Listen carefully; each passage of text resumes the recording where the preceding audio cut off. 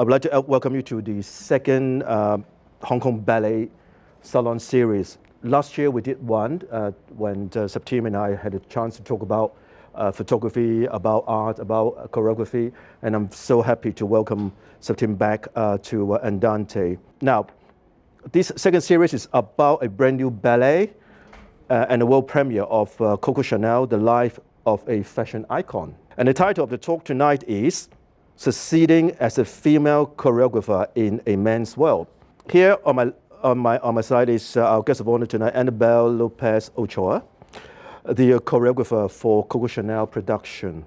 Annabelle is an award-winning choreographer who has created many pieces of work around the world for renowned dance companies like English National Ballet, New York City Ballet, San Francisco Ballet, and Dutch National Ballet, just to name a few. She has created in total 10 full-length ballets in the past 10 years, and Coco Chanel is the latest one by you. Okay. Annabelle started dancing at the age of 8, later graduated at the Royal Ballet School of London, and then danced professionally for 12 years. At the tender age of 11, yes, it is 11, by the way, Annabelle created her first ever choreography in her dance school just before her Christmas break.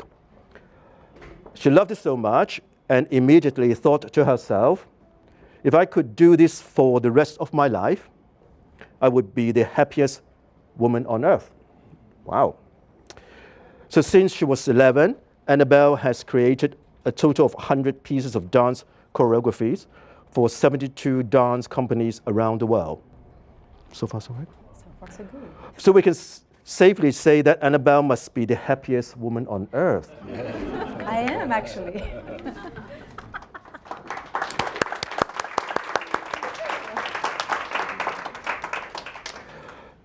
Tonight, we're very pleased to have Annabelle and Hong Kong Ballet's Artistic Director Septime Webre to join us and to join this intimate conversation, sharing personal stories and concept behind the sparkling set and costume design in Coco Chanel. I think Septime Webre doesn't really need much introduction, as most of us have already met him or been admiring his mega talents in his works. But just let me do a little quick introduction anyway. Septime is an internationally recognized ballet director, choreographer, educator, and advocate. He joined Hong Kong Ballet as its artistic director in July 2017. After 17 years as artistic director of the Washington Ballet in Washington, D.C., from 1999 to 2016. The Washington Post says, Webre is a born storyteller and a showman. Established a populist of-the-moment style. Oh. With Hong Kong Ballet, Septime has led unprecedented advances in the scope and quality of the company's repertoire, as well as the development of several far-reaching community engagement programs. May I take this opportunity to thank Hong Kong Ballet for entrusting me to photograph their productions since 1992. And you will have noticed some ballet photos on the walls, which are some of the photos I took in the past 15 years of Hong Kong Ballet productions. These exhibited photos are up for collections, and all the proceeds will be donated to Hong Kong Ballet Development Funds. So please feel free to pick up a brochure and the price list, and let's support Hong Kong Ballet. So without further ado, please welcome Annabelle and Septime. Thank you. Thank you. Thank you, Tony. Really, thank you for welcoming us into this really beautiful space. It's really, really lovely. Tonight's word is an interactive discussion, so you have an assignment. Please think of some probing questions for Annabelle and for me. Mostly for Annabelle, please. But we'll first talk together, and then we'll have time to have a conversation. So please, think of some things to ask. We wanted first to talk a bit about the title, or what the topic at hand is, a woman making it in a man's world. And also then wanted to move on to the production itself, Coco Chanel, the life of a fashion icon. Annabelle, I did not know you had started at 11. That's quite precocious as a dance maker. Yes, I was precocious.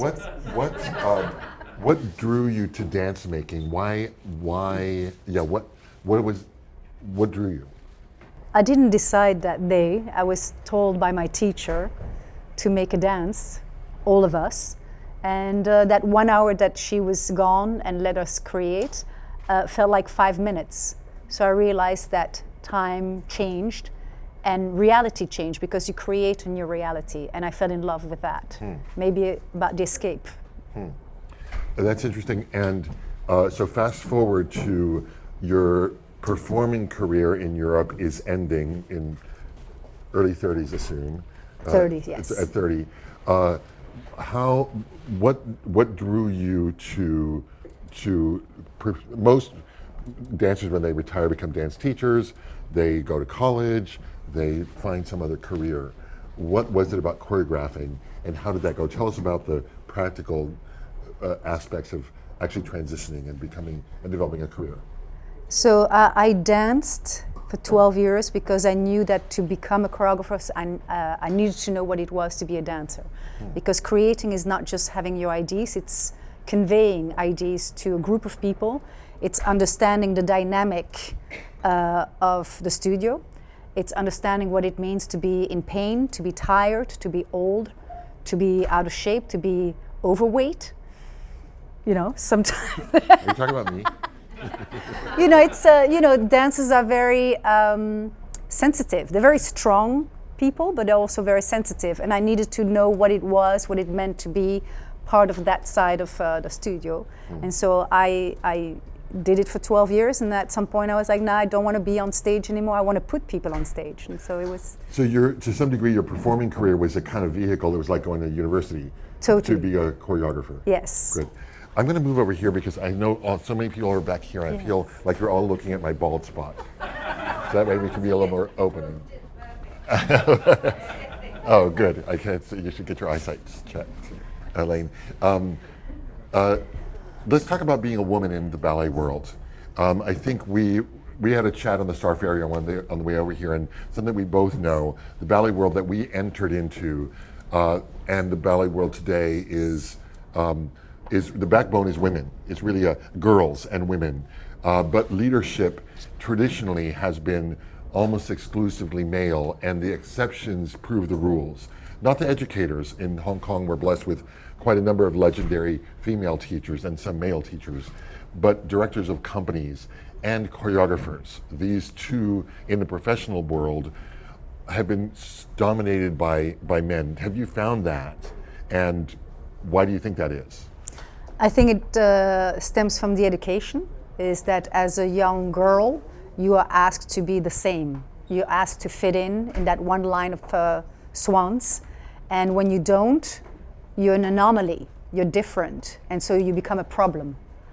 And for example, my color, I'm not white, I was a stain. In the line you had all white, oh, da-da-da-da.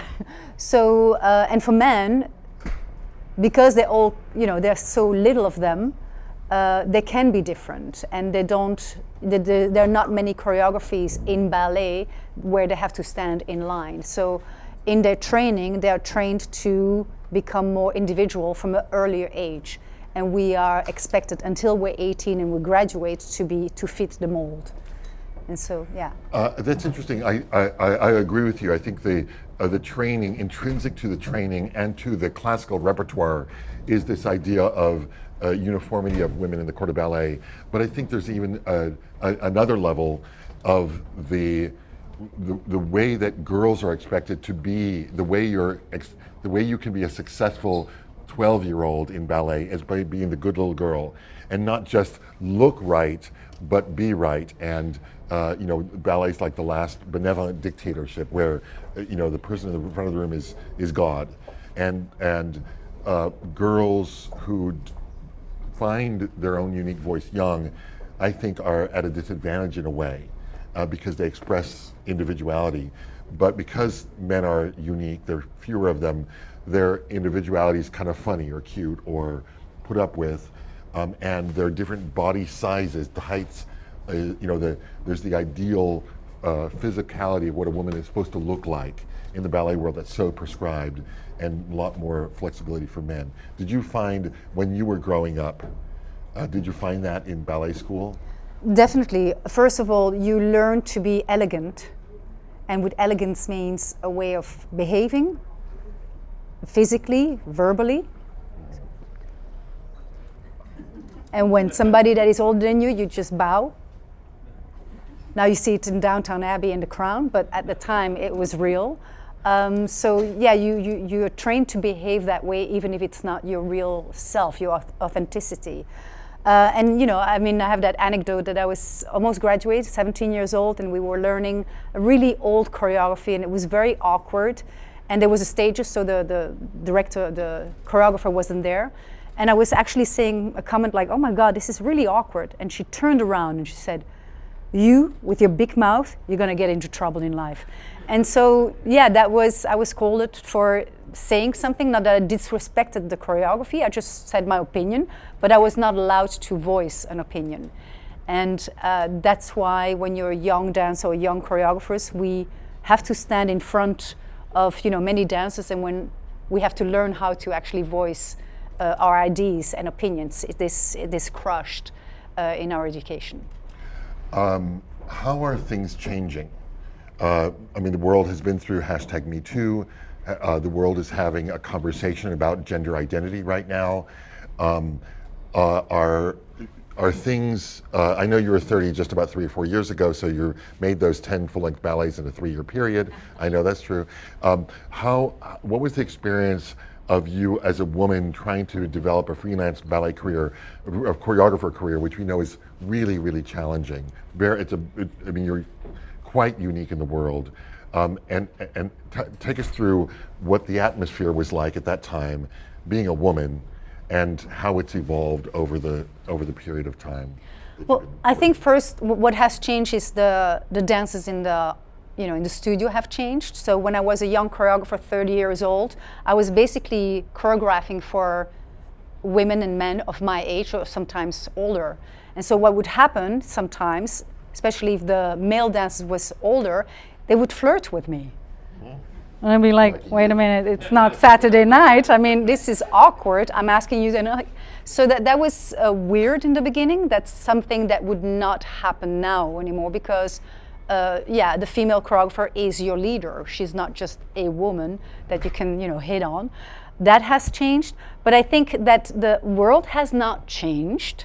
I think that organizations feel obliged to hire women. So that's why we have more women there, and then we still have to prove ourselves, because now we get the same, and that's what I always say, we don't want to take the men's position or role, we just want to have the same opportunities, and then we got to do the work, and we got to, show that we can handle it. And that's, that's going to be, we're going to see now in the coming 10 years if we do handle it.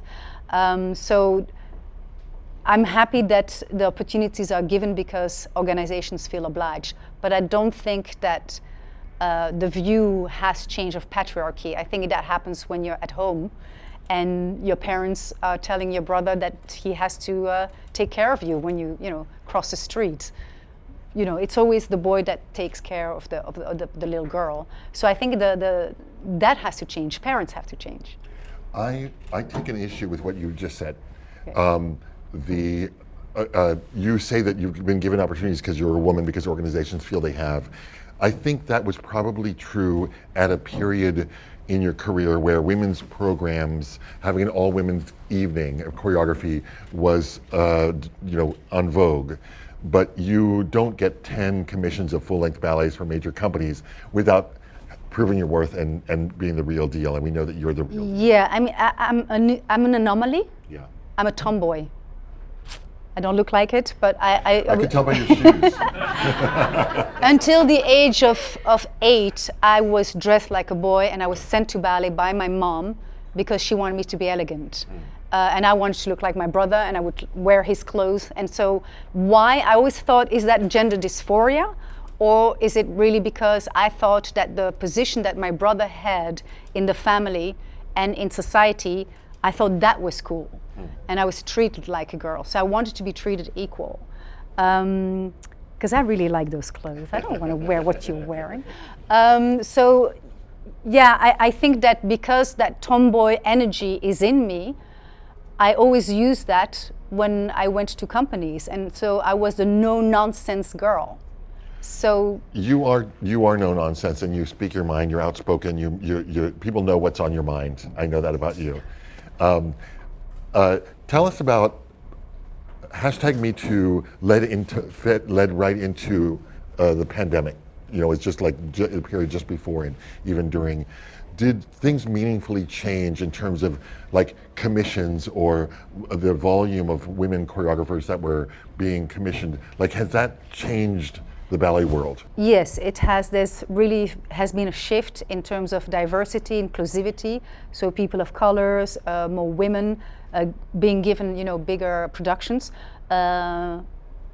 Not with me, I had it already before. So I was the anomaly. I was already working and making full length, so it didn't really change for me anything. But I'm observing that it definitely has. I know that you are half Belgian and half Colombian. And your name skews to the Colombian side, obviously. Has that been an advantage to be perceived as Latina, and therefore you're a little unusual and you're not like another white guy making ballet? Yeah, probably. But I was already since 2008, I'm doing pieces for Luna Negra and Ballet Hispanico because I have the Latina name. But I don't know if companies are hiring me because of the Latina name or because I'm 50. So after 20 years doing this, I've proven that they can trust me. Or are you hiring me because I'm Latina? No, we already have Latinos at the Hong Kong Ballet. Yes, we do. I'm Cuban. And Luis Torres is Puerto Rican, our ballet master. Hi, Luis. I just want to point out something that Annabelle just said. She just turned 50. She looks amazing. Congratulations. Amazing what ballet will do. Who's your surgeon? I want to know. I need him or her. Let's talk about Coco Chanel. Yes. And it's your 10th big narrative. And some of the other narratives have been intimate, but many have been immense. Yes. And you and I have worked together a lot over the years and are great friends. And I commissioned a number of ballets from Annabelle when I was director at Washington Ballet. And she's been very generous to let Hong Kong Ballet dance a shorter ballet by hers, Sombrerissimo. You have made a number of ballets about strong, iconic women. And Coco fits in that line. And I actually know you have a couple more in the docket after Coco.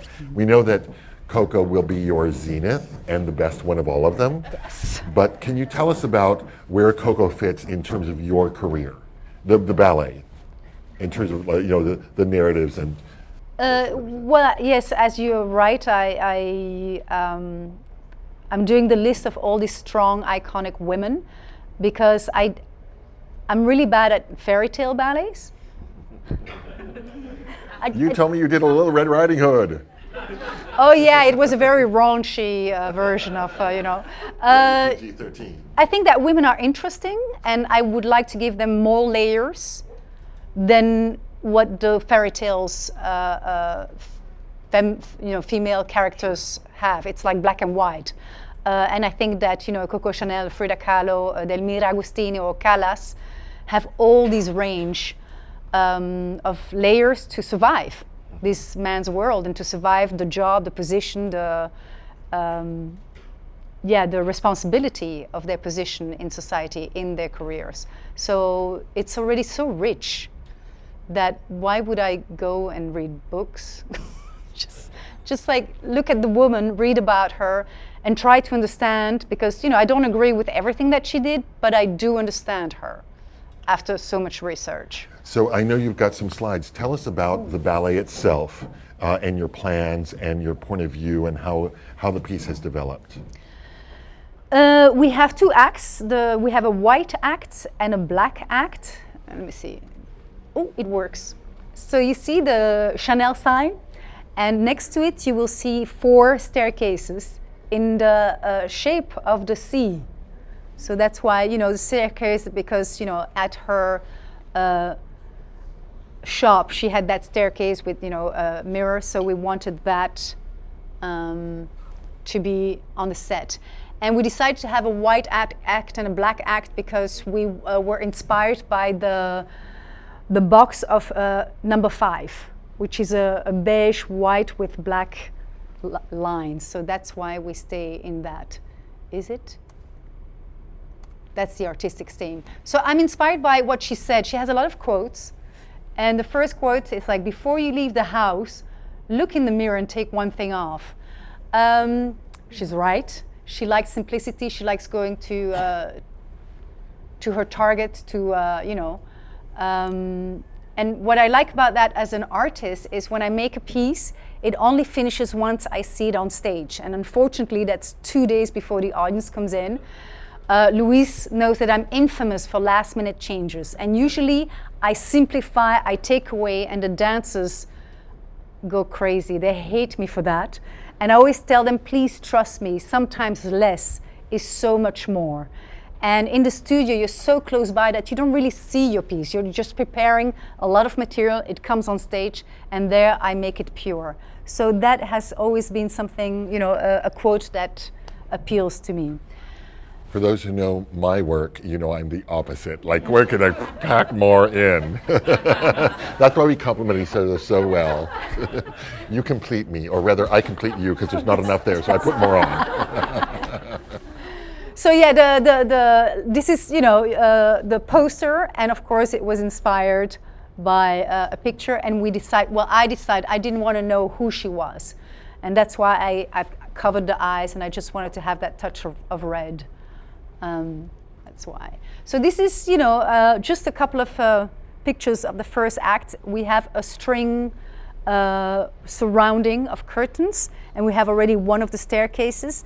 And the idea, the concept is that she is known for changing the silhouette of women. So in the first scene, you will see 12 dancers dressed à la fin de siècle with the big bustles and the hats and the big hair. And at the end of the ballet, it will be 12 dancers, but in the silhouette of Coco Chanel on the black floor, and everything is black. So those chairs are there for that, and they become chandeliers.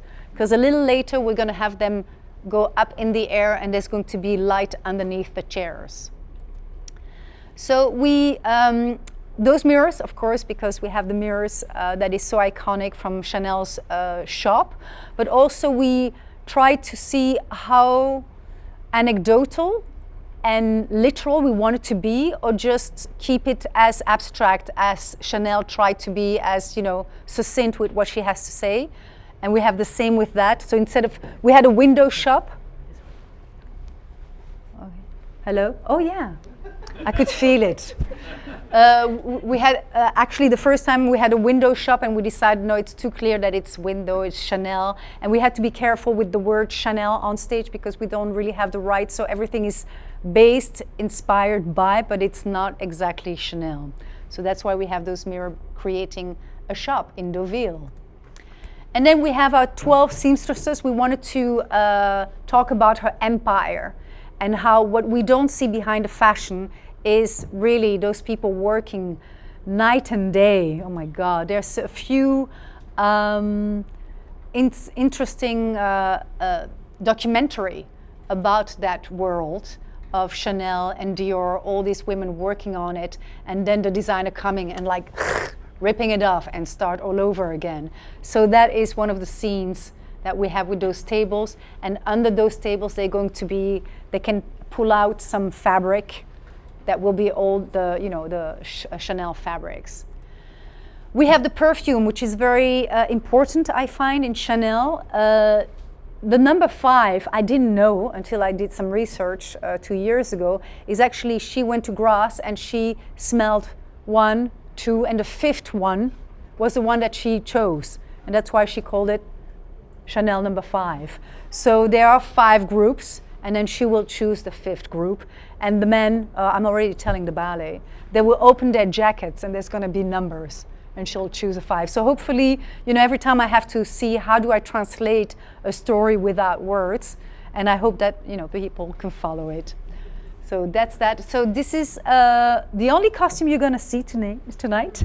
how Jérôme Kaplan wanted to make the mistresses. So we chose one of those, here you can see here on the left, you can't see it, but it's those, how do you call that, fitting forms? Yeah, like a dress form, yes. And then we are making dresses out of that, and you're going to have numbers on it.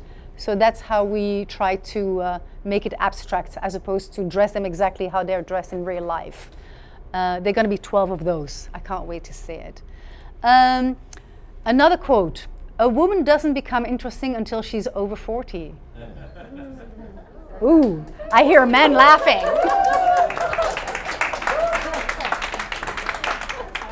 I think it's right. So, everybody has their personal take on that. I think at 20, a woman wants to please. At 30, she wants to seduce. At 40, she wants to prove. And at 50, let's cut the bullshit and play. So,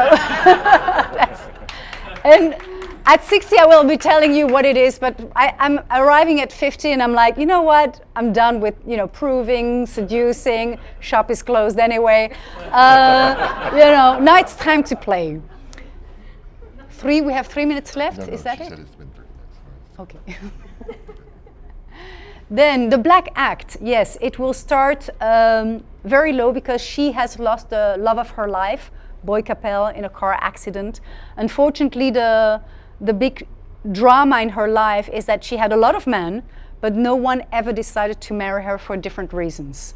And the one man that she loved really deeply is going to come back as a ghost in the second act and haunt her, and she'll never forget him. So the black act starts with her mourning the loss of Boy Capel. Then we have, unfortunately, the war times. So these are going to be Nazis, and where she lived at the Ritz. And there's this huge discussion about, is she an anti-Semite, or is she an opportunist and she's a woman having to survive and she's going to do anything to survive. And so I think she slept with the enemy to survive, not exactly because she was anti-Jew, because actually Wertheimer, who paid for all her collections and the perfume, she denounced him, but he had sold the perfume to a French businessman 1 year before the war because he saw it coming. Very smart man. And so after the war, she was sent to exile because she was, sued by the police. And after 15 years, it is Wertheimer who came back to her and said, I want you to do a collection and I'll finance it. And the first collection was a total disaster. It had really bad reviews. And he was like, I'll finance the second collection. And then because of that, the American women started buying her clothes. And that's when she resurrected, thanks to Wertheimer. So that will be a difficult episode to tell. And that's her in exile, so how we use the set to do, like, she's in a police station and then they will turn around and she'll disappear. And then we come to the end, there's the whole Dior section, but then in the end we'll have a big fashion show of 12 silhouettes by Chanel, and then they'll stand back on the chairs, they're gonna come back down, and we'll see the beginning, but then with a different silhouette. And so the last quote is, in order to be irreplaceable, one must always be different. And that is something that I always try to tell young choreographers. Don't try to be trendy. Don't try for people to love you, to follow your big idols. Try to be authentic, even if you feel that it's just simple. At some point, the simplicity will be universal and people will recognize themselves. So be different, because at some point we'll all recognize ourselves. So this was my... Yay. Thank you. I want to dig in. There's a few things I wanted to quickly ask about. One is I wanted to go to your decision, or how you went about wrestling with this dark chapter that we all admire Coco as one of the first, or the first truly successful female businesswoman in the 20th century, in a man's world, and also just an artist and designer who's been influential, and silhouettes that emancipated women. I mean, but then this dark chapter of which I also think of as pragmatic chapter. She's a woman who's got to make it in the world. She's a working girl. How did you decide to portray this, and does that chapter make you more sympathetic towards Coco, less sympathetic, and are you hoping to, what are you hoping audiences will take from that chapter? Some vulnerability and sympathy, or some ugly facts that they didn't know? How are you? Well, I'm not talking about her childhood, but she was basically abandoned by her father and had to survive in every, moments of her life. So in her 20s, she was a showgirl, and she never talked about her past, but there is some research that actually she was a prostitute, and she's not proud of that part of her life. But at that time, in 1889 or 98, that was the way she could survive, because she didn't have the means, the family, she didn't have the study, and out of surviving. And I think that the war years is her surviving. She's not proud of it. She wouldn't do it again if she knew, but she did it because she had to survive. And I think it really stems from nobody's there for her, so she'll do it herself. And also the fact that she always wanted to be independent. She had these two men in her life, Balzan and Capel, who helped her financially to open her first shop. But she always said, I will pay you back every penny, because she didn't want to be dependent of them. And that's the same in those times. She doesn't want to be dependent, so she will do whatever it takes. Walk us through quickly the steps of making a ballet like this. We, a couple of years ago, agreed to work together. We would commission this work, and we brought on two co-producers. It has this world premiere here. We're the lead producer, and I want to actually acknowledge Christine Yip of UOB, who has underwritten this production. Thank you, Christine. And we've also brought in the it'll subsequently go to the Queensland Ballet as a co-producer in Brisbane, and the Atlanta Ballet in the USA will do it next year. Talk about the steps. Like, do you start reading books? Do you go see films? How do we commission to score? There's a libretto that has to be developed. There's designs that have to be made. Just to walk us through the things that led to the first day of rehearsal, which was this past Monday. Yes. So the longest part is the research, watching the films, the documentaries, interviews, reviews, different stories. I'm working with Jérôme Kaplan, who had studied. He's a designer from Paris. He knew a lot about her. We went to see an exhibit. So that's a very long section of the process. Like how long? I would say 8 months, 9 months. And it's almost like you're afraid to start, because where do you start? Like the blank page is the scariest moment until you write.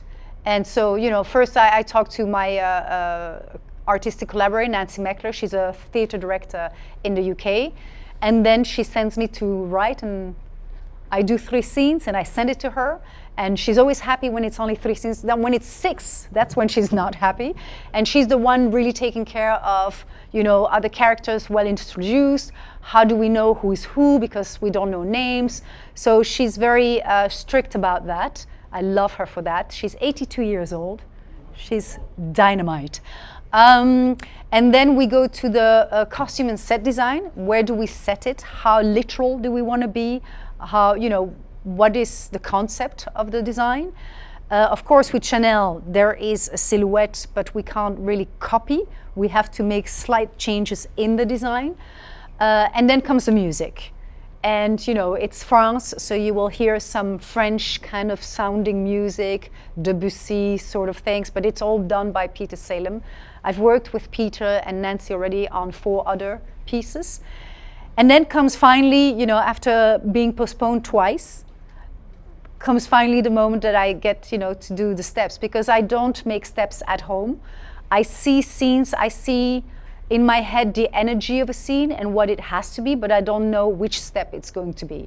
And so on Monday, I finally almost imploded because I made the first scene. That was amazing. Annabelle arrived this weekend, and we had our first rehearsal on Monday. And I'm working on another project in the studio, so I wasn't able to come. And during the course of the 6-hour day, I had like a couple of minutes of choreography. And after the rehearsal, we walked by, and she's announced, "Septime, I did 6 minutes of the work today." It was really amazing. Talk a little bit more about the process in the studio. What happens? I did not know this, that you don't come in with, do you have some steps in mind, some phrases, or do you know the music really well? How prepared are you, and what's preparation like? Well, I think I don't count the music, so I don't have a score. Some choreographers have the score. I listen to the music. I know exactly what the scene is about, and then I forget everything.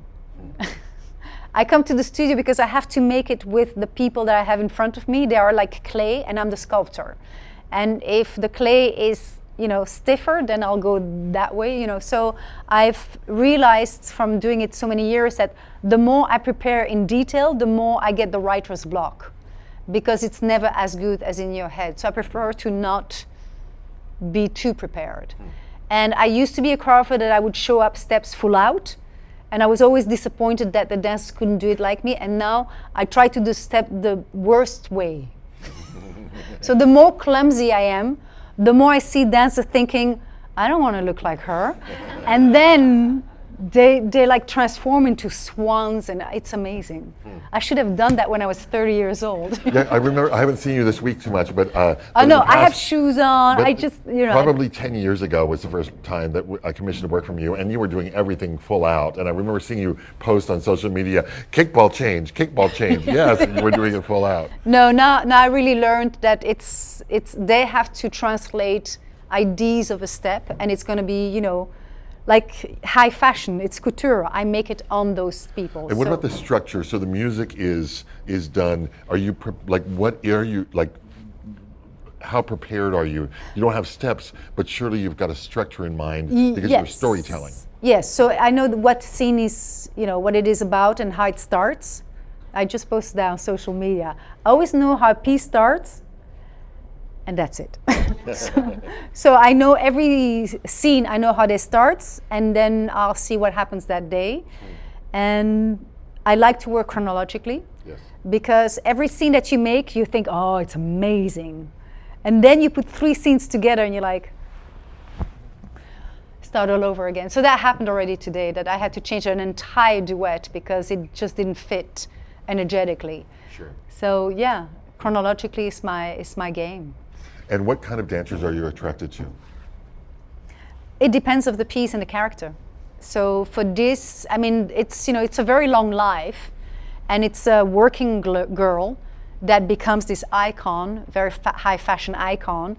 And I was working with Feifei. Unfortunately, she's injured, so we hope and we cross fingers that she'll be good again for the premiere.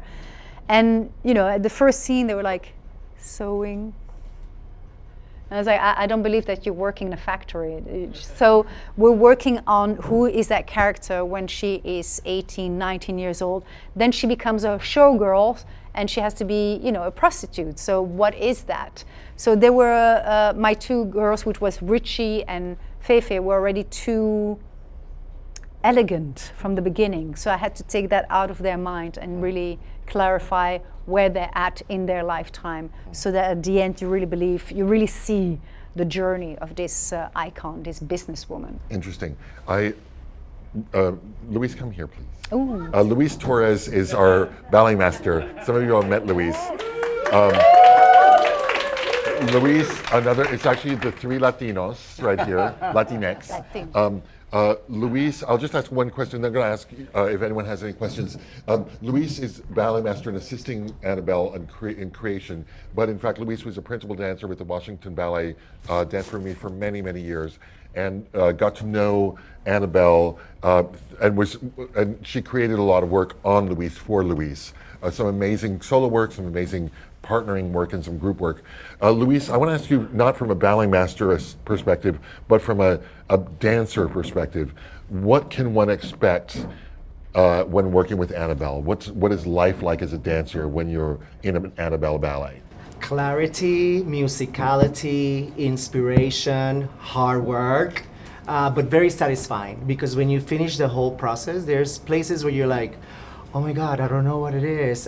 You're looking like, I want to really give you what it is. You're like, oh, it's getting there, it's getting there. But when you get it, it's so satisfying, because not only does she get what she's looking for, but the audience will get what she's trying to say, which is very, very satisfying.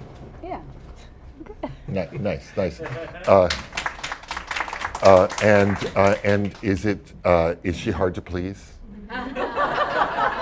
Sometimes, yes, when it's very specific or it's a complicated emotional situation, because she really works with energy. And sometimes dancers are all about how do I look? And sometimes she's not looking for how do you look, but how you make the people feel that are watching.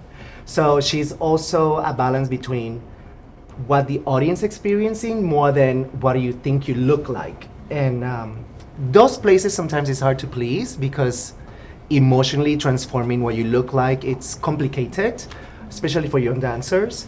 But once you get it, you're like, oh, that's what it is. Actually, today we worked on actually 2 scenes very much in details. We have 6 ladies, and they are her assistant, Coco Chanel's assistant, and they have, her first shop was a hat shop, so we got hats. And the way the ladies were holding the hat, I was like, this is Bob Fosse Broadway, but you need to be a mannequin. So you have to get into a position with your hand, and they were too sexy and fancy. So we worked, and they still don't have it, but one girl has it. And it's amazing when you see that she's actually a mannequin. Because I think then the audience will understand that we are in a shop and not that Chanel has 6 sexy ladies next to her. And then the other one is, of course, meeting the first time Boy Capel, the love of her life. So that's, yeah. So those could be challenging, but very satisfying. Nice. Thank you. We are really almost out of time, so does anyone have any questions? Yes. So, Annabelle, you mentioned that it's mostly women who are in the ballet profession, but the title of the talk implies that most choreographers are men. So for the same production, the dance that's choreographed by a profession that's mostly women versus a woman who's choreographing a dance, what would you say are the differences? What is the difference between a man choreographing and a woman choreographing? I don't know, because I was born a woman, but I'm a tomboy. I don't see myself, but. I think attention to details are different, and dynamic is different. Like when a man is choreographing, like I have the pleasure to create a lot of parts for Mr. Weber. He's into the male power and the energy of the entire scene, and also a lot of the partnering, like making the woman more up in the air and turn and swivel and creating that kind of energy. Where with Annabelle, I feel it was more about the nuances, the little details. Just how you move your head, it's like impactful. Where with Mr. Weber, it's like, okay, how many times should she turn, and you can slide her and throw her in the air. Where she sometimes does that, but it starts with, okay, how are you gonna look at him so he can grab you and throw you in the air? Those are the 2 different things that I've experienced working with a male choreographer or a female choreographer. Other questions? Yes. So now Annabelle is here with the studio, with the dancing crew, and also literally will be on the stage, fill the space. And I know from architect background, you always do a little trick to make the lighting works, music work, curtain adjustings. And also for performance crew, you need to have that chemistry things, have that tension, right gel, get it right. So when can we see the production? We open March 24th, and tickets went on sale on Monday, and they were absolutely sold out on Wednesday. So, Looking forward to that. yes, we should be doing a lot more performing, but we've got a limited engagement in March. But yes, you're right. I love lighting can really make or break. So I'm already panicking because we only have 2 days to make lighting of a full-length ballet. But yes, it's going to be an integral part of the piece. Annabelle, I wanted to tell you that your story is amazing. We're so many females here. We are all inspired by what you just told us. I don't want to connect to anything about you being female and you being on this position, or even Coco Chanel. I just a question, with all the experience you had, what is the favorite show you have ever produced? And why? Would that be because you have empowered women or woman connection, or artistic feel, or both? Just tell us. So I've worked for 72 companies in the world. I've worked for companies that have no money, like in Dominican Republic or Cuba, for schools, and you know what? It's like asking, who's your favorite child? So, and it is always the last project that is your favorite. And it's because I always say that the day that I know how to choreograph, that is the day that I will stop choreographing. So there's always something to discover, something to learn, and something to get better at. And so hopefully, you know, we were just talking in the cab, what is the most accomplished piece you made? It was Doña Perón with Ballet Hispanico. But this one is going to be better. Her favorite hasn't been made yet, because she started it on Monday. One last question, yes. Annabelle, thank you for this evening. It's very inspiring what you just shared with us. If you need to name one person who's been the most influential in your whole career, who would that be? It's one of the two guys here. That is the answer. I'm just kidding. No, same thing, you know, you learn everywhere, you learn something about the craftsmanship, about humility, about different cultures. I mean, you know, in Dominican Republic, it's a freaking mess. But they make it happen. Toilets don't work, there's no water, there are, roaches walking, but you make art. And working there really makes me learn about, those cultures. So it's not one person, it's more one situation. In Cuba, the dancers earn $22 a month. And there's no AC, all the windows are open, and they would just, be the whole time topless. And I was like, what's going on with the topless guy? What is that? So, me thinking they're like, whoa. No, they have 5 t-shirts. And if they sweat too much, they have no t-shirts. So they would just like hang, and that makes you very humble. So learning in every situation, Dutch National Ballet with Frida Kahlo, I could have everything. It was amazing. It's like to the T. So that is also great. So yeah, I don't have really one person. I have more situations that inspire me to become a better artist and a better human. That's a great way to stop. I want to say just a couple of things. One is, Tony, thank you for this this evening and for your generosity, and thank you for your love of ballet.